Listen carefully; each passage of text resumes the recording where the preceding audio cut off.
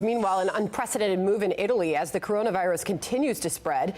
The prime minister has put a total lockdown for all 60 million people until next month.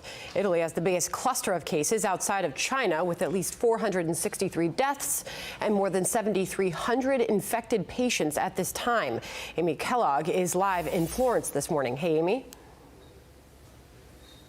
Hi, Sandra. Well, there have been rolling and regional restrictions over the past few weeks here, as you're well aware. But the prime minister really took Italians by surprise as they were tucking into their dinners last night by saying, "I have a new decree for the whole nation," and that can be summarized as, "I will stay at home."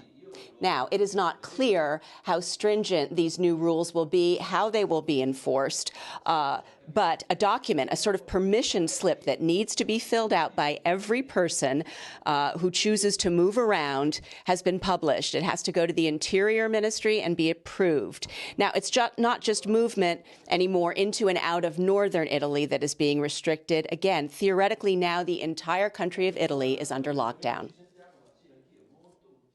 There will no longer be a red zone. There will no longer be a zone 1 or a zone 2 on our peninsula. There will be Italy. Italy, that is a protected zone. People obviously became very panicked last night after hearing about this, about having enough provisions. There are lines outside supermarkets where they are letting people in small numbers and really enforcing that 3-foot distance rule. The situation outside prisons, meanwhile, remains tense, with police wary of further disturbances after riots broke out in 24 prisons after restrictions on gatherings and visitations there were announced for prisons. And that remains calm this morning, however, very tense. Now, again, Sandra, it is not clear exactly how this is going to work out. I snuck out to get a few provisions this morning, and there are a lot of sort of holes and inconsistencies in how it's all working.